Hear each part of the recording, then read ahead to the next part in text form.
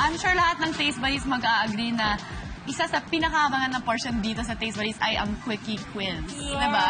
that's right. Minsan naman kasi nakakatisip tayo ng mga controversial statements. And here is some of them as we take a last look sa ating first time hop. Sa Quickie Quiz, ang mga boys na laging no comment tungkol sa love life nila, nabubuking. Tulad ni na Mark and Ruru. Nililigawan mo ba ang ka-lofty mo na si Gab? Ay! May pass! May pass! May pass! Pwede. Anong percent? Kumaga, 98. Truth or dance? Sa mga naging ex-girlfriend mo, si Jen ba ang pinaka-minahal mo? Parang mapasayo na lang ako. Sayo na lang Ang ako. hirap kasi, actually ang hirap kasi, kapag sinagot niya yun, may ma-hurt na iba Sabihin, eh. bakit ako ba din mo kumina? Hindi ako mag-explain. Hindi ako mag-explain. Okay. Okay. Ang mga artistang kinaiinisan, napapangalanan.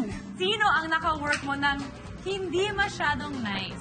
Isulat ang name gamit ang bewang. Pakitext na lang yung mga sagot nyo. Igagawin namin subtitles.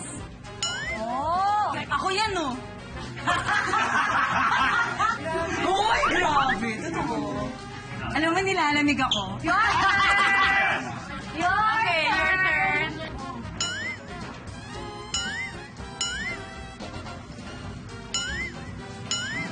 Yeah.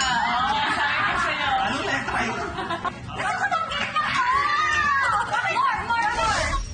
At kahit quiz ito, walang tama, walang mali. Di ba, Max?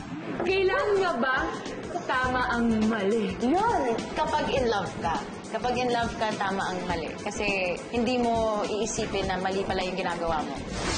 Hindi rin nagpapaawit ang Noy moments with your favorite Kapuso stars. Kailangan mabilis ang pagsagot mo. Bawal mag-isip? No thinking, nothing. Top or bottom?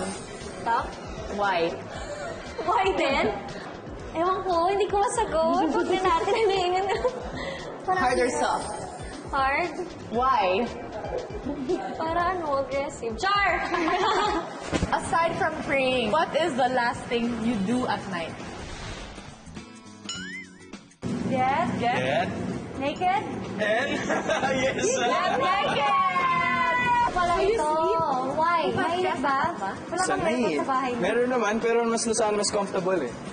Na, you know, comforter lang. Tapos, Hindi ka boring. Actually, I have to say, masarap nga naman talaga.